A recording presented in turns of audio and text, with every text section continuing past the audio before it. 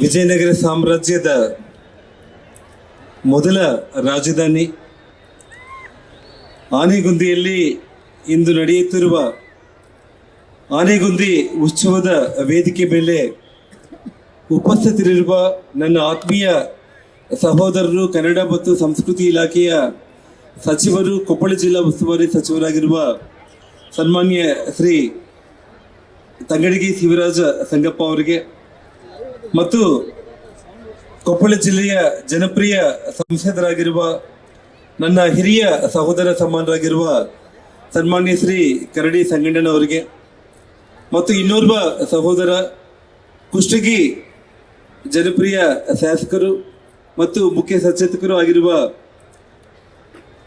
ದೊಡ್ಡನಗೌಡರಿಗೆ ಮತ್ತು ಜಿಲ್ಲಾಧಿಕಾರಿಗಳಾಗಿರುವ ಶ್ರೀ ನಳಿನ್ ಅತುಲ್ ಅವರಿಗೆ ಮತ್ತು ಜಿಲ್ಲಾ ಪಂಚಾಯಿತಿ ಕಾರ್ಯನಿರ್ವಹಣಾ ಅಧಿಕಾರಿಗಳಾಗಿರುವ ರಾಹುಲ್ ರತ್ನಂ ಪಾಂಡೆ ಅವರಿಗೆ ಮತ್ತು ಜಿಲ್ಲಾ ಪೊಲೀಸ್ ವರಿಷ್ಠಾಧಿಕಾರಿಗಳಾಗಿರುವ ಯಶೋಧ ವಂಟಿಗೋಡಿ ಅವರಿಗೆ ಮತ್ತು ವಿಶೇಷವಾಗಿ ವೇದಿಕೆ ಮೇಲೆ ಉಪಸ್ಥಿತರಿರುವ ಮಾಜಿ ಸಚಿವರಾಗಿರುವ ನನ್ನ ಹಿರಿಯ ಸಹೋದರ ಸಮಾನರಾಗಿರುವ ಮಲ್ಲಿಕಾರ್ಜುನ ನಾಗಪ್ಪ ಮತ್ತು HRG ಶ್ರೀನಾಥ್ ಅಣ್ಣನವರಿಗೆ ಮತ್ತು ಸಹೋದರ ರಾಜಶೇಖರ್ ಅವರಿಗೆ ಮತ್ತು ನನ್ನ ಧರ್ಮಪತ್ನಿ ಲಕ್ಷ್ಮೀ ಅರುಣ ಅವರಿಗೆ, ಮುಖ್ಯವಾಗಿ ಈ ಒಂದು ವಿಜಯನಗರದ ಸಾಮ್ರಾಜ್ಯದ ರಾಜವಂಶಸ್ಥರು, ಈ ಭಾಗದ ಜನಪ್ರಿಯ ಶಾಸಕರಾಗಿ ಸಚಿವರಾಗಿ 5 ಬಾರಿ ಗೆದ್ದಂಥ ಶ್ರೀರಂಗದೇವರಾಯಲವರ ಧರ್ಮಪತ್ನಿ, ಈ ಹಿಂದೆ ನಾನು ಸಚಿವನಾಗಿರುವಂಥ ಸಂದರ್ಭದಲ್ಲಿ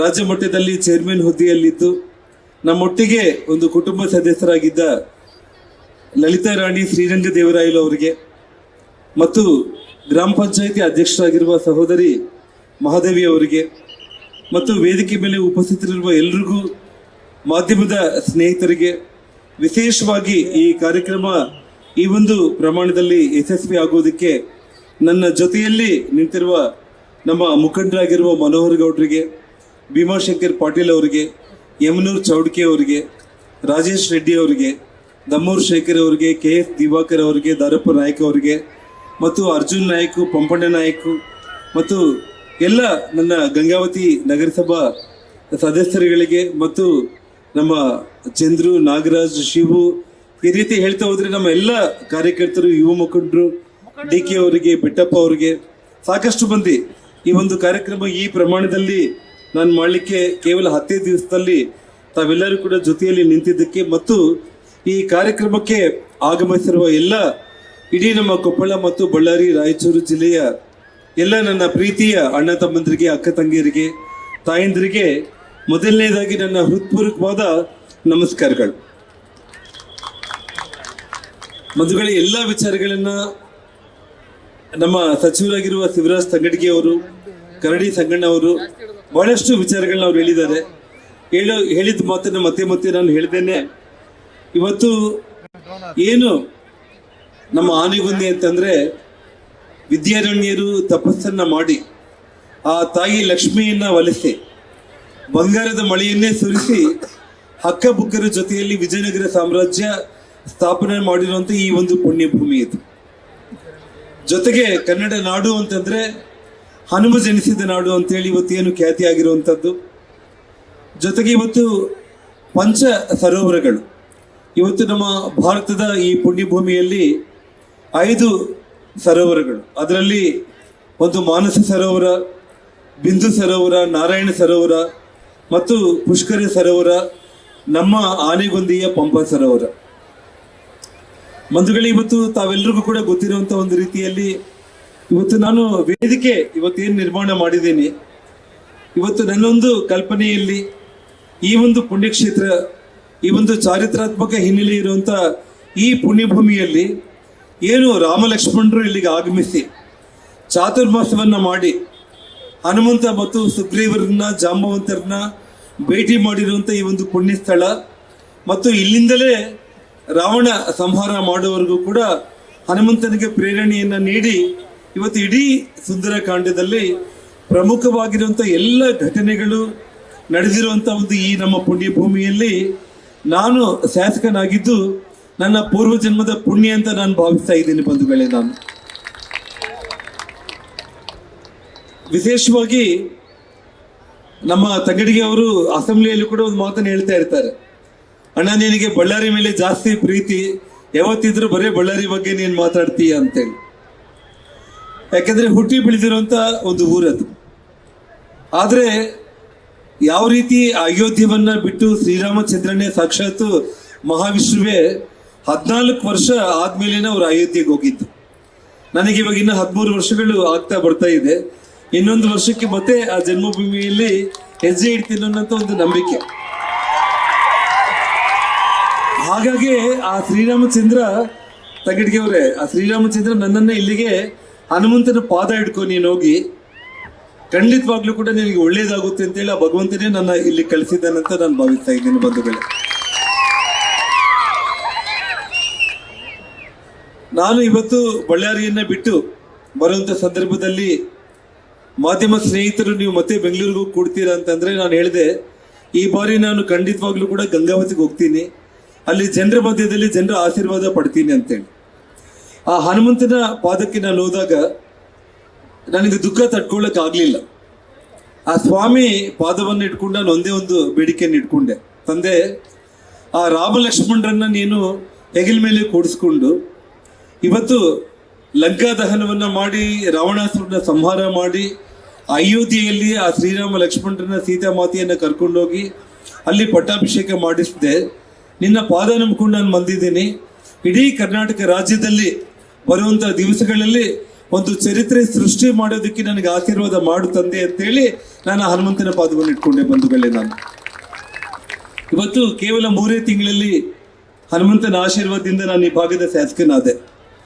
ನನಗೇನು ಮತ್ತೆ ಮಂತ್ರಿ ಆಗಬೇಕು, ಮುಖ್ಯಮಂತ್ರಿ ಆಗಬೇಕು, ದೊಡ್ಡ ದೊಡ್ಡ ರಾಜಕೀಯ ಹುದ್ದೆಗಳನ್ನ ಅನುಭವಿಸಬೇಕನ್ನೋದಿಲ್ಲ.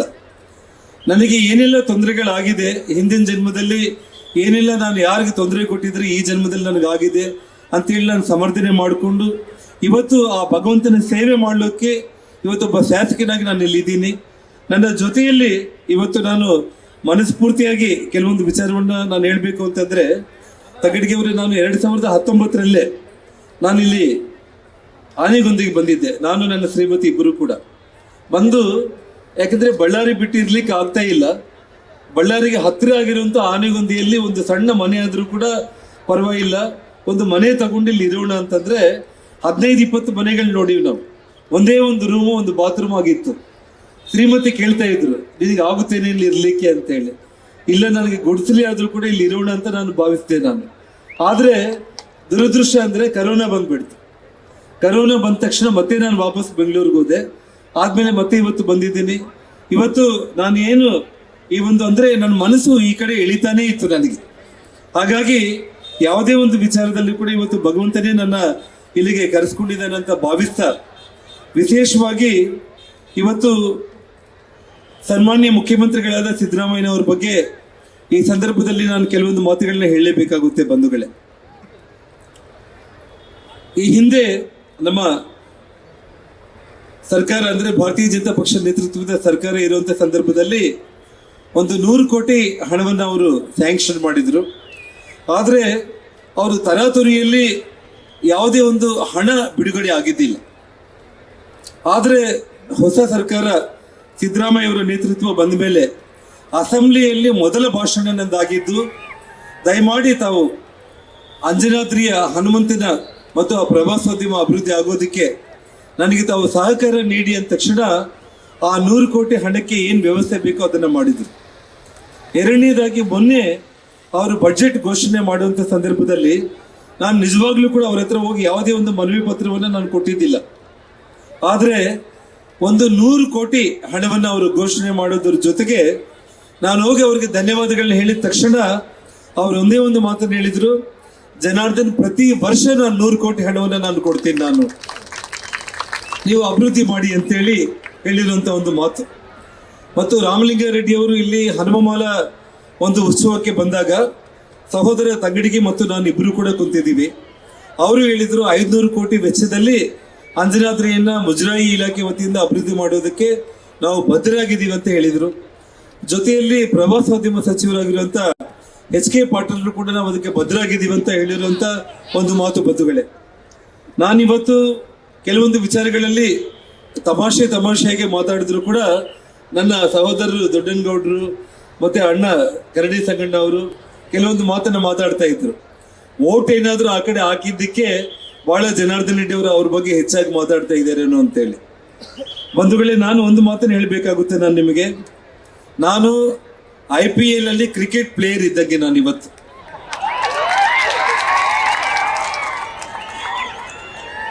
ಮತ್ತು ವಿಶೇಷವಾಗಿ ಶಿವರಾಜ್ ತಂಗಡಿಗೆ ಅವ್ರ ಬಗ್ಗೆ ನಾನು ಒಂದು ಮಾತನ್ನು ಹೇಳಬೇಕು ಅಂತಂದ್ರೆ, ಅವರ ಪ್ರಾಮಾಣಿಕತೆ ಅನ್ನೋದು ಹೇಗಿತ್ತು ಅಂತಂದ್ರೆ, ಇಂಡಿಪೆಂಡೆಂಟ್ ಶಾಸಕರಾಗಿ ಅವರು ಗೆದ್ದ ಮೇಲೆ ಅಣ್ಣ ನಾನು ನಿಮ್ಮ ಜೊತೆಯಲ್ಲಿ ಬರ್ತೀನಿ ಅಂತ ಹೇಳಿ ಅವರು ಶಾಸಕರಾಗಿ ಗೆದ್ದು ಸರ್ಟಿಫಿಕೇಟ್ ತಗೊಂಡು ನೇರವಾಗಿ ನನ್ನ ಜೊತೆಯಲ್ಲಿ ಬಂದು ಅಂದಿನ ಭಾರತೀಯ ಜನತಾ ಪಕ್ಷದ ಸರ್ಕಾರ ಆಗೋದಕ್ಕೆ ಜನಾರ್ದನ್ ರೆಡ್ಡಿ ಜೊತೆ ಶಿವರಾಜ್ ತಂಗಡಿಗೆ ಪ್ರಮುಖ ಕಾರಣ ಅಂತ ಹೇಳಿ ಈ ಸಂದರ್ಭದಲ್ಲಿ ನಾನು ಹೇಳಬೇಕಾಗುತ್ತೆ ಬಂಧುಗಳೇ. ಅಷ್ಟೊಂದು ಪ್ರಾಮಾಣಿಕತೆ. ಅವ್ರ ಕಾರಲ್ಲಿ ಅವರೇ ಬಂದು ಮನೆಗೆ ಸೇರ್ಕೊಂಡು ನನ್ನ ಜೊತೆಯಲ್ಲಿ ಬೆಂಗಳೂರಿಗೆ ಬಂದಂಥವ್ರು. ವಿಶೇಷವಾಗಿ ಅವರಿಗೆ ನನ್ನ ಬಗ್ಗೆ ಇರುವಂಥ ಒಂದು ಪ್ರೀತಿ, ವಿಶ್ವಾಸ, ಅನುಬಂಧ, ಸಂಬಂಧಗಳು. ಇವತ್ತು ಅವರು ಬಂದು ವೋಟ್ ಕೇಳಿದ್ದಾರೆ. ವೋಟ್ ನಾನು ಯಾರಿಗೆ ಹಾಕಿದ್ದೀನಿ ಅಂತಂದ್ರೆ ಆತ್ಮಸಾಕ್ಷಿಗೆ ವೋಟ್ ಹಾಕಿದ್ದೀನಿ ಅಂತ ನಾನು ಹೇಳಿದ್ದೀನಿ ನಾನು. ಆದರೆ ನಮ್ಮವ್ರಿಗೆ ಎಲ್ಲರಿಗೂ ಒಂದು ಡೌಟ್, ಆ ಕಡೆ ಏನಾದರೂ ಒಂದು ಹೆಜ್ಜೆ ಹಾಕಿದ್ದಾರೇನೋ ಅಂತೇಳಿ. ನಾನು ಯಾಕೆ IPL ಕ್ರಿಕೆಟ್ ಪ್ಲೇಯರ್ ಅಂತ ನಾನು ಹೇಳ್ತಾ ಇದ್ದೀನಿ ಅಂತಂದ್ರೆ, ಅವ್ರು ನನಗೆ ಕೊಡ್ತಾ ಇರುವಂಥ ಒಂದು ಸಹಕಾರಕ್ಕೆ ನಿಜವಾಗ್ಲೂ ಕೂಡ ಒಂದು ಹೆಜ್ಜೆ ಆ ಕಡೆ ನಾನು ಹಾಕಿರ್ಬೋದು. ಇನ್ನೂ ಒಂದು ಹೆಜ್ಜೆ ಇದೆ. ಆ ಹೆಜ್ಜೆಯನ್ನು 2 ಹೆಜ್ಜೆ ನೀವು ಮಾಡಬೇಕು ಅಂತಂದ್ರೆ, ಈ ದೇಶದ ಪ್ರಧಾನಮಂತ್ರಿಗಳಾಗಿರುವಂತ ನರೇಂದ್ರ ಮೋದಿ ಅವ್ರ ಜೊತೆಯಲ್ಲಿ ನಾಳೆ ಎಲೆಕ್ಷನ್ ನೋಟಿಫಿಕೇಶನ್ ಆಗೋದ್ರೊಳಗಡೆ 2,000 ಕೋಟಿ ಅಂಜನಾದ್ರಿಗೆ ಬಿಡುಗಡೆ ಮಾಡ್ತೀವಿ ಅಂತ ಹೇಳಿ 2 ಹೆಜ್ಜೆ ನಾನು ನಿಮ್ ಕಡೆ ಆಗ್ತಾ ಇದ್ದೀನಿ ಬಂಧುಗಳೇ. ನಾನು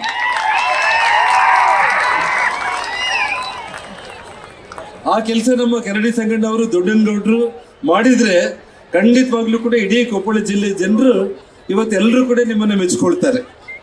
ಯಾಕೆಂದ್ರೆ ಇವತ್ತು ಯಾರಿಗೂ ಬೇಡ ಅನ್ನುವಂಥ ಸ್ಥಿತಿಯಲ್ಲಿದ್ದವನು ಆ ಹನುಮಂತ ಪಾದ ಇಟ್ಕೊಂಡ ಸ್ವಾಮಿ ತಮ್ಮೆಲ್ಲರ ಆಶೀರ್ವಾದದಿಂದ ನಾನು ಇಲ್ಲಿ ಗೆದ್ದು ಶಾಸಕನಾಗಿದ್ದೀನಿ ಬಂಧುಗಳೇ. ಈಗಾಗಲೇ ಇವತ್ತು ನಮ್ಮ ಕೆಲವೊಂದೇ 2-3 ಅಭಿವೃದ್ಧಿ ವಿಚಾರಗಳನ್ನ ಹೇಳ್ತೀನಿ. ತಿಮ್ಲಾಪುರದಿಂದ ಆನೆಗುಂದಿ, ಕಡೆಬಾಗಿಲಿಂದ ಗಂಗಾವತಿಯ ಸಾಯಿನಗರ ತನಕ KKRDB ಮತ್ತು PWD ಇಲಾಖೆಯಿಂದ 60 ಕೋಟಿ ವೆಚ್ಚದಲ್ಲಿ ಈಗಾಗಲೇ PWD ಅವರು 20 ಕೋಟಿ ಟೆಂಡರ್ ಅನ್ನು ಕರೆದಿದ್ದಾರೆ. ಇನ್ನೊಂದು 40 ಕೋಟಿಯಲ್ಲಿ KKRDBಯಲ್ಲಿ ರಸ್ತೆಯನ್ನ ಸಂಪೂರ್ಣವಾಗಿ ಗಂಗಾವತಿ ನಗರದಿಂದ ತಿಮ್ಲಾಪುರ ತನಕ 10 ಮೀಟರ್ ರಸ್ತೆಯನ್ನು ಹಾಕೋದ್ರ ಜೊತೆಗೆ 2 ಬದಿಯಲ್ಲಿ ಯಾವ ರೀತಿ ನ್ಯಾಷನಲ್ ಹೈವೇನಲ್ಲಿ ಲೈಟಿಂಗ್ ವ್ಯವಸ್ಥೆ ಇರುತ್ತೇನೋ, ಇವತ್ತು ಹನುಮಮಾಲ ದಾರಿಗಳಿಗೆ, ಪಾದಾಚಾರಿಗಳಿಗೆ ಯಾವುದೇ ರೀತಿ ತೊಂದರೆ ಇಲ್ಲದೆ ಇರುವಂತ ಒಂದು ಕೆಲಸವನ್ನ ಈಗಾಗಲೇ ಪ್ರಾರಂಭ ಆಗ್ತಾ ಇದೆ ಬಂಧುಗಳೇ. ಜೊತೆಯಲ್ಲಿ ಹನುಮಂತನ ಪಾದಗಟ್ಟೆಯಲ್ಲಿ 8 ಕಾಲಲ್ಲಿ ಒಂದು ಮಂಟಪ, ಅತ್ಯಂತ ಸುಂದರವಾದ 5 ಕೋಟಿ ಮಂಟಪ, 30 ಕೋಟಿ ವೆಚ್ಚದಲ್ಲಿ ತಿರುಪತಿಯಲ್ಲಿ ಯಾವ ರೀತಿ ಮೆಟ್ಲುಗಳನ್ನ ನಾವು ಇವಾಗ ಹತ್ತಾ ಇರ್ತೀವೋ ಅದೇ ಮಾಡೆಲ್ನಲ್ಲಿ 30 ಕೋಟಿ ವೆಚ್ಚದಲ್ಲಿ ಅಂಜನಾದ್ರಿ ಮೆಟ್ಟಲನ್ನ ಹತ್ತೋದಕ್ಕೆ ಮತ್ತು ಇಳಿಯೋದಕ್ಕೆ ವ್ಯವಸ್ಥೆ ಮಾಡುವಂಥದ್ದು ಮತ್ತು ಮೇಲೆ ದೇವಸ್ಥಾನವನ್ನ ಮೂಲ ದೇವಸ್ಥಾನಕ್ಕೆ ಯಾವುದೇ ಒಂದು ರೀತಿಯಲ್ಲಿ ಮುಟ್ಟದೇನೆ ಸಂಪೂರ್ಣವಾಗಿ ಒಂದು ಅದ್ಭುತವಾದಂಥ ತಿರುಪತಿ ಮಾದರಿಯಲ್ಲಿ ಮೇಲೆ ದೇವಾಲಯವನ್ನ, ಒಂದು ಆಶೀರ್ವಾದ ಮಂಟಪ, ಪ್ರಸಾದ ಮಂಟಪಗಳು ಮತ್ತು ಕ್ಯೂಗೆ ಜನಗಳಿಗೆ ಯಾವುದೇ ತೊಂದರೆ ಆಗದೆ ಇರುವಂಥ ರೀತಿಯಲ್ಲಿ 80 ಕೋಟಿ ವೆಚ್ಚದಲ್ಲಿ ಈಗಾಗಲೇ ಪ್ಲಾನ್ ಮಾಡಿದ್ದೀವಿ. ಜೊತೆಯಲ್ಲಿ ಪ್ರದಕ್ಷಿಣಾ ಪಥವನ್ನ ಸುಮಾರು 8 ಕೋಟಿ ವೆಚ್ಚದಲ್ಲಿ ಪ್ರತಿ 500 ಮೀಟರ್ಗಳಿಗೆ ಜನಗಳಿಗೆ ವಿಶ್ರಾಂತಿ ತಗೊಳ್ಳೋದಕ್ಕೆ ಮತ್ತು ಜನಗಳಿಗೆ ಬೇಕಾಗಿರುವಂಥ ತಿಂಡಿ, ನೀರು ಎಲ್ಲ ವ್ಯವಸ್ಥೆಗಳನ್ನು ಕೊಡೋದ್ರ ಜೊತೆಗೆ ಇವತ್ತು ಬೆಟ್ಟದ ಸುತ್ತಲೂ ಕೂಡ ಪ್ಲಾಂಟೇಶನ್ ಮಾಡೋದ್ರ ಜೊತೆಗೆ ಅಭಿವೃದ್ಧಿ ಮಾಡುವಂಥ ಒಂದು ಕೆಲಸ. ಈಗಾಗಲೇ 21 ಕೋಟಿ ವೆಚ್ಚದಲ್ಲಿ ಡಾರ್ಮೆಟ್ರಿ ಕೆಲಸ ನಡೀತಾ ಇದೆ, ಶಾಪಿಂಗ್ ಕಾಂಪ್ಲೆಕ್ಸ್ ನಡೀತಾ ಇದೆ ಮತ್ತು ಶೌಚಾಲಯಗಳ ಕೆಲಸ ನಡೀತಾ ಇದೆ. ಅದೇ ಒಂದು ರೀತಿಯಲ್ಲಿ ಬರುವಂಥ ದಿನಗಳಲ್ಲಿ 5,000 ಜನಗಳು ಕೂತ್ಕೊಂಡು ಒಂದೇ ಬಾರಿ ಪ್ರಸಾದ ಸ್ವೀಕಾರ ಮಾಡೋದಕ್ಕೆ ಒಂದು ಪ್ರಸಾದ ನಿಲಯವನ್ನು ಕೂಡ ಇವತ್ತು ನಾವು ಕಟ್ಟೋದಕ್ಕೆ ಈಗಾಗಲೇ ಬಿಡುಗಡೆ ಆಗಿರುವಂಥ ಹಣದಲ್ಲಿ ಇವತ್ತು ಸನ್ಮಾನ್ಯ ಜಿಲ್ಲಾಧಿಕಾರಿಗಳ ಜೊತೆಯಲ್ಲಿ ನಾನು ಕೂತ್ಕೊಂಡು ಈ ಒಂದು 2-3 ದಿನಗಳ ನಂತರ ಅದನ್ನ ಕೆಲಸ ಕೈಗೆತ್ತಿಕೊಳ್ಳೋದಕ್ಕೆ ಏನು ವ್ಯವಸ್ಥೆಗಳಾಗಬೇಕಾಗಿದೆ ಆ ರೀತಿ ಮಾಡೋಣ. ಜೊತೆಗೆ ನಾನು ಹಿಂದೆ ಆಗಸ್ಟ್ ತಿಂಗಳಲ್ಲಿ, ಕಳೆದ ಆಗಸ್ಟ್ ಅಲ್ಲಿ ಸನ್ಮಾನ್ಯ ನಿತಿನ್ ಗಡ್ಕರಿ ಅವರ ಜೊತೆಯಲ್ಲಿ ಹೋಗಿ ನಮ್ಮ ಅಂಜನಾದ್ರಿಗೆ ರೋಪ್ ವೇ ಬೇಕು ಅಂತ ನಾನು ಕೇಳಿದ್ದೆ. ಹಿಂದೆ ಸರ್ಕಾರದಲ್ಲಿ ಅದಕ್ಕೆ ಒಂದು ಅಮೌಂಟ್ ಸೀಮಿತ ಮಾಡಿದ್ರು. ಅವ್ರು ನನಗೆ ಹೇಳಿದ್ರು, ಜನಾರ್ದನ್ ರೆಡ್ಡಿ, ರಾಜ್ಯ ಸರ್ಕಾರದ ಕಡೆಯಿಂದ ನೀವು ಹಣವನ್ನ ಬೇರೆ ಕೆಲಸಕ್ಕೆ ನೀವು ಉಪಯೋಗಿಸ್ಕೊಳ್ಳಿ, ರೋಪ್ ವೇಗೆ ನಾನು ಹಣ ಕೊಡ್ತೀನಿ ಅಂತೇಳಿ ಈಗಾಗಲೇ ಅವರು ಹಣವನ್ನು ಸ್ಯಾಂಕ್ಷನ್ ಮಾಡಿದ್ದಾರೆ, ಏಜೆನ್ಸಿಯನ್ನು ಫಿಕ್ಸ್ ಮಾಡಿದ್ದಾರೆ, MOU ಕೂಡ ಆಗಿದೆ. ಅತಿ ಶೀಘ್ರದಲ್ಲೇ ಇವತ್ತು ಇಡೀ ನಮ್ಮ ದಕ್ಷಿಣ ಭಾರತದಲ್ಲೇ ರೋಪ್ ವೇ ಕೆಲಸ ಇವತ್ತು ನಮ್ಮ ಅಂಜನಾದ್ರಿಗೆ ಆಗುತ್ತೆ ಅಂತೇಳಿ ಹೇಳೋದಕ್ಕೆ ನಾನು ಹೆಮ್ಮೆ ಪಡ್ತಾ ಇದ್ದೀನಿ ಬಂಧುಗಳೇ. ವಿಶೇಷವಾಗಿ ನಾನು ಸನ್ಮಾನ್ಯ ಸಚಿವರಾದ ಸಹೋದರರಾದ ಶಿವರಾಜ್ ತಂಗಡಗಿ ಅವರ ಜೊತೆಯಲ್ಲಿ ಒಂದೇ ಒಂದು ಮನವಿ ಏನಂತಂದ್ರೆ, ಬರೋ ದಿವಸಗಳಲ್ಲಿ ಖಂಡಿತವಾಗ್ಲೂ ಕೂಡ ನಮ್ಮ ಇಡೀ ದೇಶದಲ್ಲಿ ತಿರುಪತಿ ಮತ್ತು ಅಯೋಧ್ಯೆ ಅದ ನಂತರ ಅಂಜನಾದ್ರಿ ಆಗೋದ್ರಲ್ಲಿ ಯಾವುದೇ ಅನುಮಾನ ಇಲ್ಲ ತಂಗಡಗಿ ಅವರೇ. ವಿಶೇಷವಾಗಿ ಇವತ್ತು ಕಲಿಯುಗದಲ್ಲಿ ಪ್ರತ್ಯಕ್ಷ ದೈವ ಅಂತಂದ್ರೆ ಹನುಮಂತ. ಇವತ್ತು ಅವರು ನಾವು ನೆನೆಸ್ಕೊಂಡಿದ ತಕ್ಷಣ, ನಾನು ನಿನ್ನೆ ಕಾರಲ್ಲಿ ಶ್ರೀಮತಿಗೆ ವೇದಿಕೆ ತೋರಿಸ್ಕೊಂಡು ಅಂತ ಬರ್ತಾ ಇದ್ದೆ, ಹನುಮಂತನಿಗೆ ಇಬ್ಬರು ನಮಸ್ಕಾರ ಮಾಡಿಕೊಂಡು ನನಗೆ ಗೊತ್ತಿರುವಂತ ಒಂದು ಹಾಡನ್ನು ಹಾಡ್ತಾ ಬರ್ತಾ ಇದ್ದೇನೆ ಕಾರಲ್ಲಿ ಹನುಮಂತರ ಬಗ್ಗೆ. ತಕ್ಷಣ ಬಹಳ ದೊಡ್ಡ ಸೈಜಲ್ಲಿ ಇರುವಂತ ಒಂದು ಕೋತಿ ನಮ್ಮ ಕಾರ್ಗೆ ಅಡ್ಡ ಬಂತು. ಅಂದ್ರೆ ಆ ಭಗವಂತ ಆ ರೀತಿ ಆಶೀರ್ವಾದ ಮಾಡ್ತಾನೆ. ಕಲಿಯುಗದಲ್ಲಿ ಪ್ರತ್ಯಕ್ಷ ದೈವ ಹನುಮಂತ, ನಾವು ನೆನೆದ ತಕ್ಷಣ ಪ್ರತ್ಯಕ್ಷ ಆಗುವಂತ ಆ ಭಗವಂತ. ಬ್ರಹ್ಮ ಲಿಖಿತ ಪ್ರಕಾರ ಕಲಿಯುಗದಲ್ಲಿ ಹನುಮಂತನ ಪ್ರಭಾವ ಹೆಚ್ಚಾಗುತ್ತೆ ಅಂತ ಹೇಳಿ, ಹಾಗಾಗಿ ನಾವೆಲ್ಲರೂ ಕೂಡ ಸೇರಿ ಅಂಜನಾದ್ರಿಯ ಹನುಮಂತನ ಅಭಿವೃದ್ಧಿಗೆ ಎಲ್ಲರೂ ಕೂಡ ಕಂಕಣಬದ್ಧರಾಗಿ ನಾವು ಅಭಿವೃದ್ಧಿ ಮಾಡೋಣ. ತಾವೆಲ್ಲರೂ ಕೂಡ ಇವತ್ತು ಬಹಳಷ್ಟು ತಾವು ನಿರೀಕ್ಷೆ ಮಾಡ್ತಾ ಇದ್ದೀರಾ. ಈಗಾಗಲೇ ಇಲ್ಲಿಗೆ ಧ್ರುವ ಸರ್ಜಾ ಅವರು ಬಂದಿದ್ದಾರೆ. ವಿಶೇಷವಾಗಿ ಹಂಸಲೇಖ ಅವರು ಈಗಾಗಲೇ ಅವರ ಕಲಾ ತಂಡದ ಜೊತೆಯಲ್ಲಿ ಬಂದಿದ್ದಾರೆ. ಇಡೀ ನಮ್ಮ ಒಂದು ರಾಮಾಯಣದ ಒಂದು ಕಲ್ಪನೆಯನ್ನು ಇಟ್ಕೊಂಡ್ಬಿಟ್ಟು ಇವತ್ತು ನಾವು ಇಲ್ಲಿ ವೇದಿಕೆ ಮೇಲೆ ನೋಡ್ತಾ ಇದ್ದೀವಿ. ಆ ತಾಯಿ ಪಾರ್ವತಿ ದೇವಿ ಏನು ಪಂಪಾದೇವಿ ಹೆಸರಲ್ಲಿ ಇಲ್ಲಿ ತಪಸ್ಸು ಮಾಡಿರುವಂಥ ಪುಣ್ಯಕ್ಷೇತ್ರ. ಆ ಶಿವನ್ನ ಆ ತಾಯಿ ಒಲಿಸ್ಕೊಂಡು ಮದುವೆ ನಿಶ್ಚಿತಾರ್ಥ ಆಗಿರೋದು ಇಲ್ಲಿ, ಅವರು ಮದುವೆ ಆಗಿರುವಂಥದ್ದು ಕೈಲಾಸ ಮಾನಸ ಸರೋವರದಲ್ಲಿ. ಅಂತ ಪುಣ್ಯಕ್ಷೇತ್ರಕ್ಕೆ ಸಂಬಂಧಪಟ್ಟು ಮತ್ತು ವಿದ್ಯಾರಣ್ಯರು ಹಕ್ಕಬುಕ್ಕರ ಬಗ್ಗೆ ನಮ್ಮ ಹಂಸಲೇಖ ಅವರು ಬಹಳ ಅತ್ಯಂತ ಅದ್ಭುತವಾಗಿ ಕಥಾರೂಪಕ ನೃತ್ಯ ರೂಪಕಗಳನ್ನ ತಯಾರು ಮಾಡಿದ್ದಾರೆ.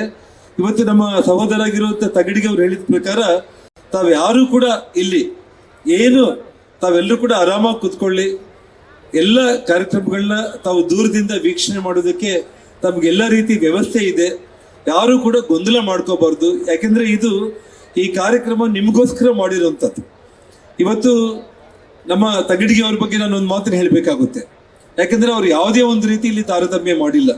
ಕೆಲವೊಂದು ಸ್ನೇಹಿತರು ಅಲ್ಲಿ ಇಲ್ಲಿ ಒಂದು ಮಾಧ್ಯಮಗಳಲ್ಲಿ ಏನೋ ಒಂದು ತಾರತಮ್ಯ ಅಂತ ಯಾರೋ ಇಬ್ಬರು ಹೇಳ್ತಾ ಇದ್ರು. ಆದರೆ ನಾನು ಹೇಳ್ತಾ ಇದ್ದೀನಿ, ತಂಗಡಿಗೆ ಅವರು ಮನಸ್ಫೂರ್ತಿಯಾಗಿ ನನಗೆ ಫೋನ್ ಮಾಡಿ, ಅಣ್ಣ ಆನೆಗೊಂದಿ ಉತ್ಸವ ಯಾವುದೇ ಕಾರಣಕ್ಕೂ ಕೂಡ ಮಾಡಲೇಬೇಕು. ಈ ಹಿಂದೆ ನೀವು ಎಷ್ಟೋ ಉತ್ಸವಗಳನ್ನ ಮಾಡಿದ್ದೀರಿ, ಅದ್ಭುತವಾಗಿ ಮಾಡಿದ್ದೀರಿ. ಇವತ್ತು ಹಂಪಿ ಮಾಡಿದ್ದೀವಿ, ಕನಗಿರಿ ಮಾಡಿದ್ದೀವಿ. ಅದೇ ಒಂದು ರೀತಿಯಲ್ಲಿ ಇವತ್ತು ಆನೆಗೊಂದಿ ಉತ್ಸವನ ಮಾಡಬೇಕು ಅಂತೇಳಿ ಅವ್ರು ನನಗೆ ಫೋನ್ ಮಾಡಿ, ಅವ್ರು ನನಗೆ ಯಾವುದೇ ಕಾರಣಕ್ಕೂ ಮಾಡಬೇಕಂತೇಳಿ ಕನಕಗಿರಿ ಉತ್ಸವಕ್ಕೆ ಅವ್ರು ಏನು ಹಣ ತಗೊಂಡಿದ್ದಾರೆ ಅಷ್ಟು ಹಣ ನಾನು ನಿಮ್ಗೆ ಕೊಡ್ತೀನಿ ಅಂತೇಳಿ, ಜೊತೆಗೆ ಪ್ರವಾಸೋದ್ಯಮ ಇಲಾಖೆ HK ಪಾಟೀಲ್ ಜೊತೆಯಲ್ಲೂ ಕೂಡ ಮಾತಾಡಿ ಅವ್ರು ಅಲ್ಲೊಂದು 2.5 ಕೋಟಿ, ಅವರೊಂದು 2.5 ಕೋಟಿ, ಇವತ್ತು 5 ಕೋಟಿ ವೆಚ್ಚದಲ್ಲಿ ಇವತ್ತು ಸರ್ಕಾರ ಇಷ್ಟೊಂದು ಅದ್ಭುತವಾದಂಥ ಕಾರ್ಯಕ್ರಮ ಮಾಡಿದೆ. ತಮಗೆಲ್ಲರಿಗೂ ಕೂಡ ಒಳ್ಳೆ ಮನರಂಜನಾ ಕಾರ್ಯಕ್ರಮಗಳು. ಕೇವಲ ಇವತ್ತು ಇನ್ನ ಸಾಕಷ್ಟು ಕಲಾವಿದರು ಬಂದಿದ್ದಾರೆ ನಮ್ಮ ರಾಜ್ಯದಿಂದ, ಹೊರ ರಾಜ್ಯಗಳಿಂದ ಮತ್ತು ಬೇರೆ ದೇಶಗಳಿಂದ ಕೂಡ, ವಿದೇಶಿಯರು ಕೂಡ ಕೆಲವೊಬ್ಬರು ಕಲಾ ಪ್ರದರ್ಶನ ಮಾಡೋದಕ್ಕೆ ಬಂದಿದ್ದಾರೆ. ತಾವೆಲ್ಲರೂ ಕೂಡ ಶಾಂತಿಯುತವಾಗಿ, ಅವರು ನಟರೆಲ್ಲರೂ ಬಂದಾಗ ಕೂಡ ತಾವು ಕುಂತಿದ್ದ ಜಾಗದಲ್ಲೇ ಕುತ್ಕೊಂಡ್ಬಿಟ್ಟು ಯಾರು ಏನು ಗಲಾಟೆ ಮಾಡ್ದೇನೆ ಅವ್ರಿಗೆ ಒಳ್ಳೆ ಗೌರವ ಕೊಟ್ಟು ಅವರ ಕಾರ್ಯಕ್ರಮಗಳನ್ನ ತಾವು ಕಣ್ತುಂಬಿ ನೋಡ್ಬೇಕು ಅಂತೇಳಿ ಮನವಿಯನ್ನ ಮಾಡಿಕೊಂಡು, ಮತ್ತು ಇದರಲ್ಲಿ ವಿಶೇಷವಾಗಿ ಇನ್ನೊಂದು ಈಶ್ವರ್ ಖಂಡ್ರೆ ಅವ್ರಿಗೆ ನಾನು ಈ ಸಂದರ್ಭದಲ್ಲಿ ಧನ್ಯವಾದಗಳನ್ನ ಹೇಳ್ಬೇಕಾಗುತ್ತೆ. ಯಾಕೆಂದ್ರೆ ಆನೆಗೊಂದಿಯಲ್ಲಿ ಆನೆ ಇಲ್ಲದೆ ನಾವು ಉತ್ಸವ ಮಾಡೋದು ಆಗಲ್ಲ ಅಂತ ಹೇಳ್ಬಿಟ್ಟು ಕೇವಲ ಒಂದೇ ದಿವಸದಲ್ಲಿ ಜಿಲ್ಲಾಧಿಕಾರಿಗಳಿಗೆ ನಮಗೆ ಈ ಐಡಿಯಾ ಬಂತು. ಅವ್ರಿಗೆ ಫೋನ್ ಮಾಡಿದ ತಕ್ಷಣ ಕೇವಲ 24 ಗಂಟೆಯಲ್ಲೇ ಆನೆಯನ್ನ ವ್ಯವಸ್ಥೆ ಮಾಡಿ ಅವ್ರಿಲ್ಲಿಗೆ ಇವತ್ತು ಆ ತಾಯಿ ದುರ್ಗಾದೇವಿಯನ್ನ ಇವತ್ತು ಎಲ್ಲ ಕಲಾ ತಂಡಗಳ ಜೊತೆಯಲ್ಲಿ ಮೆರವಣಿಗೆ ಮಾಡೋದಕ್ಕೆ ಅವರು ಸಹಕಾರ ಕೊಟ್ಟಿದ್ದಕ್ಕೆ ಅವ್ರಿಗೂ ನಾನು ಧನ್ಯವಾದಗಳನ್ನ ತಿಳಿಸಿ, ಇಷ್ಟೆಲ್ಲ ಮಾತಾಡೋದಕ್ಕೆ ಅವಕಾಶ ಕೊಟ್ಟಿರೋ ತಮ್ಮೆಲ್ಲರಿಗೂ ಕೂಡ ವಂದಿಸಿ ನನ್ನ ಮಾತುಗಳನ್ನ ನಾನು ಮುಕ್ತಾಯ ಮಾಡ್ತಾ ಇದ್ದೇನೆ. ಜೈ ಹಿಂದ್, ಜೈ ಕರ್ನಾಟಕ. ನ್ಯೂಸ್ ಫಸ್ಟ್, ನಿರ್ಭೀತಿಯಿಂದ ನಿಮ್ಮ ಪರವಾಗಿ.